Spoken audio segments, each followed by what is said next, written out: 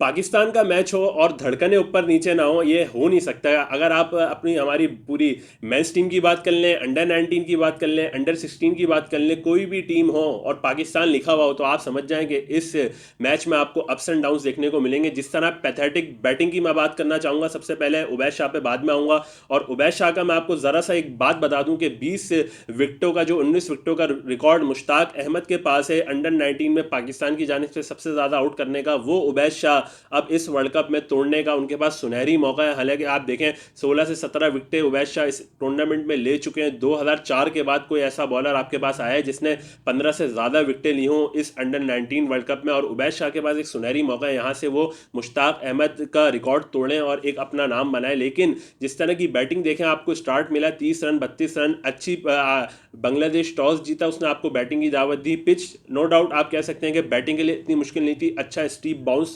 मिल रहा था बेनोनी की विकेट पे, लेकिन वहां जिस तरह शमाइल हुसैन अपने बिल्कुल स्टंप्स छोड़ के, उनको पता ही नहीं चला कि उनका ऑफ स्टंप किधर है, बॉल बिल्कुल स्टंप्स में घुस जाती है, उनको पता ही नहीं चलता। और वहां से फिर जो लाइन लगना स्टार्ट होती है, अजान अवेस आते हैं। अजान अवेस की मैं बात करूं तो उनको एक अच्छा बॉल पड़ा जो बिल्कुल एकदम से बाउंस हो गया और वो उसको एडजस्ट नहीं कर पाए, विकेट के कीपर के हाथों में गेंद चली गई, और वहां से फिर लाइन लगती है आपके कैप्टन साथ पे, एक रन आउट हो जाते हैं। और फिर सबसे इंपॉर्टेंट पार्टनरशिप अगर आप देखें तो अरफात मिनास और अली असफंद की जो पार्टनरशिप हुई है उसने आपको मैच जिताया, वरना आपके उबैद शाह की ये जो 5 विकेटें आपको काम ना आती। क्योंकि अगर हम देखें तो जिस तरह अरफात मिनास और अली असफंद ने 89 फॉर आपके हो जाते हैं 6 आउट, और फिर वहां से 132 तक ले जाना जहां बॉलिंग अच्छी बॉलिंग हो रही है, और फिर जिस तरह बॉलिंग की बांग्लादेश के बॉलर्स ने, और जिस तरह उसी बॉलर ने आपको एंड तक जो थकाया वो आखिर में आउट हो गया, वरना पाकिस्तान मुझे लग रहा था ये मैच कहीं ना हार जाए। जिस तरह आखिर में आके 20 से 21 रन किए, 4 विकेटें ली, तो बहुत ही बेहतरीन दिन रहा। लेकिन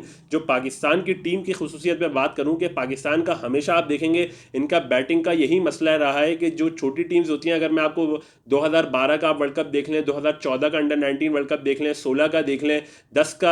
का भी आप देख लें, तो आपको यही जो कांस्टेंट चीज़ मिलेगी वो ये है कि उनके हमारे ओपनर्स के नंबर 3 के नंबर 4 के आपको रन्स जो दिख जाएंगे वो दिख जाएंगे यूएई के खिलाफ, स्कॉटलैंड के खिलाफ, पीएनजी के खिलाफ। लेकिन जब क्रूशल मैच होता है, जब क्रूशल मोमेंट होता है, वहां किसी का आपको 50 भी नजर नहीं आएगा। अगर आप 2012-14 का वर्ल्ड कप देखें जाके, तो वहां आपको समी असलम और इमामुल हक टॉप 3 में बैटिंग करते हुए नजर आते हैं। 2012 में बाबर आजम भी होते हैं, तो वहां भी आपको यही शिकायत आपको मिलेगी कि यार 2014 में जिस तरह हमारी टीम 2012 में क्वार्टर फाइनल में बाहर हो गई, तो वही चीज़ है कि 2014 में हम लोग फाइनल में हार गए साउथ अफ्रीका से। तो इस तरह की हमारी जो परफॉर्मेंसेज हैं वो अप्स एंड डाउन्स रही। 2016 में हम क्वार्टर फाइनल में बाहर हो गए। वही मसला है कि आपकी जो बैटिंग है वो क्रंच मोमेंट, क्रंच मैच, जो बड़ा मैच होता है उसमें परफॉर्म नहीं कर पाती। और जिस तरह की हमारा एक बैटिंग का मसला रहता है कि बिल्कुल शैल में चले जाते हैं, आज भी वही हुआ। शमाइल हुसैन ने जिस तरह चौके तो मारे ऊपर से, लेकिन single double strike rotation, the great Mohammad Yusuf dugout में बैठे हुए हैं, लेकिन वहां भी आप देखें कोई मैसेज पास ऑन नहीं हो रहा था कि यहाँ सिंगल डबल करके आप मैच को बना सकते हो। वही आप अच्छे शॉट्स के लिए गए, ग्लोरी शॉट्स के लिए गए, और वहां पाकिस्तानी बैट्समैन जो है विकेट देते रहे। 5 आउट हो चुके हैं, वो नीचे से आके जो राइट हैंड बैट्समैन है वो छक्का मार रहे हैं आके, वो बोले मैं ऑफ स्पिनर को आप छक्का मार रहे हो, वो भी आपसे बाउंड्री के लिए नहीं, लॉन्ग ऑन पे कैच देके चले जाते हैं। वहां आपको स्टे करना था, सिंगल डबल करने थे। देखें आप पाकिस्तान की टीम जो है आज 40 ओवर में ढेर हो गई, तो ये आपको बता रहा है कि आपके अंदर सिंगल डबल की जो काबिलियत होती है क्रिकेट में, अगर 1 रन लेना आपको आ रहा है और अगर आपको स्ट्राइक रोटेशन करना आ रही है, तो मुझे लगता है कभी भी पाकिस्तान की बैटिंग कोलैप्स ना करे। लेकिन वही मसला, आप जो हमारी जो मेच्योर टीम है उसकी मैं बात करूं तो वहां भी यही रहता है कि स्ट्राइक रोटेशन होती नहीं है। इफ्तिखार अहमद को आप देख लें, काफ़ी नाम है जो स्ट्राइक रोटेट कर नहीं पाते हैं, इतने इतने साल क्रिकेट खेल चुके हैं लेकिन स्ट्राइक रोटेशन का उनको कुछ नहीं पता है। तो वो अंडर 19 में भी ये कमी दिख रही है। और मुझे लगता है कि मोहम्मद यूसुफ वहाँ हैं, शुएब मोहम्मद वहाँ हैं, मसरूर कोच वहाँ हैं, तो वहाँ मुझे लगता है वो उनको सिंगल डबल अगर आप लेना नहीं सिखाओगे तो मुझे लगता है बहुत मुश्किल है कि पाकिस्तान जो है किसी अच्छे बैट्समैन को प्रोड्यूस कर सके। एक अजान अवेस आप कह सकते हैं कि एक अच्छी टेक्निक वाइज बैट्समैन है, लेकिन वो आज जल्दी आउट होते हैं, उनको एक हाई बाउंस वाली गेंद आती है। बाउंस इस विकेट पर अगर आप देखें तो काफ़ी बाउंस अच्छा था। लेकिन मोहम्मद जिशान की बॉलिंग की बात करूं, उन्होंने आखिरी विकेट ज़रूर ली, लेकिन पूरे मैच में वो अच्छी बॉलिंग कर नहीं पाए। एक बिल्कुल पहली आप देखें पाकिस्तान की बॉलिंग की टेक्निक में आपको बता दूं, अगर किसी ने मैच देखा हो तो उसको पता होगा कि पाकिस्तानी जो फास्ट बॉलर आ रहा था पहली ही गेंद पे शॉर्ट बॉल करे जा रहा था, हर ओवर में पहली गेंद पे शॉर्ट बॉल हो रही थी। तो इतना तो सामने वाले को, बैट्समैन को भी समझ में आ जाता है यार ये इनका प्लान ही यही कि बस पहली गेंद पे शॉर्ट बॉल करनी है, और जो आ रहा था पहली गेंद पे शॉर्ट बॉल कर रहा था और फिर वही बैक ऑफ द लाइन। तो ये नहीं होता, शॉर्ट बॉल का मतलब ये होता है कि आपको बैट्समैन के दिमाग दिमाग में डाउट क्रिएट करने होते हैं कि आपने दो तीन गेंदें कराई फिर उसके बाद एक शॉर्ट बॉल, लेकिन आप लोग ने तय कर लिया था कि पहली गेंद पे ही आके शॉर्ट बॉल करनी है, और वो बांग्लादेश आराम से उन शॉर्ट बॉल्स को लीव कर रहा था, डक कर रहा था, और आराम से उन्होंने शॉर्ट बॉल से तो उनको मसला हुआ नहीं। लेकिन जो चैनल बॉलिंग की आज उबैश शाह ने, जिस तरह 5 विकेटें ली, हालांकि उन्होंने कैच गिरा दिया था जब 6 आउट हो गए थे, उन्होंने कैच गिराया था, उसके बाद जो है खुद आके फिर उनको कप्तान जो है वो विकेट लेने के लिए दोबारा लाया, और फिर वहां उन्होंने विकेट ली तो 7वां आउट किया, तो फिर वहां से पाकिस्तान का मैच खुला। वरना एक टाइम पे तो लग रहा था कि बांग्लादेश आराम से ये चेस कर सकता है, हालांकि 6 आउट उनके हो चुके थे, उसके बाद भी जो पार्टनरशिप लग गई थी 30-35 रन की, तो वहां लग रहा था कि यहां से बांग्लादेश थ्रू हो जाएगा। लेकिन फिर जिस तरह उबैश शाह ने अपनी गलती का अजाला किया, एक बिल्कुल 2 कैच छोड़े आज उबैश शाह ने, एक इन्होंने फाइन लेग पे छोड़ा, थोड़ा मुश्किल कैच था, लेकिन एक बिल्कुल आप कह सकते हैं जो वॉली कैच होता है वो उन्होंने ड्रॉप करा आखिरी मोमेंट पे, और फिर वहां आके खुद आउट किया उस बैट्समैन को, फिर वहां से पाकिस्तान के लिए गेम खुला। तो उबैश शाह को जितनी आप दाद दें, बड़ी बहुत अच्छी बॉलिंग की आज उन्होंने। अगर आप देखें तो सिर्फ बैक ऑफ द लेंथ जो 7-8 मीटर 7 मीटर पे आज जो उन्होंने बॉलिंग की है, वहीं से अवे मूवमेंट और वहीं से कीपर के पास कभी स्लिप में जो कैचेस गए, और जिस तरह कट मारे बांग्लादेश, और जिस तरह की आज 2 कैच लिए पाकिस्तानी फील्डर्स ने, तो फील्डिंग आप कह सकते हैं कि आज अच्छी रही, लेकिन आखिर में वो प्रेशर की वजह से आपको दिखा कि ओवर थ्रोस कितने हुए। तो वहां से मुझे लगता है कि वो अगर आप सेमीफाइनल में गलती करोगे तो कोई भी टीम आपको बख्शेगी नहीं, क्योंकि अब जो आपको 2 मैचेस आपको मिलेंगे वो आपको क्वालिटी साइड्स मिलेंगी, क्योंकि south Africa, Australia, India already semifinal के लिए क्वालिफाई कर गया था, और आखिरी टीम इन दोनों में से एक जानी थी, अब पाकिस्तान जा चुकी है। तो अब जो सेमीफाइनल होगा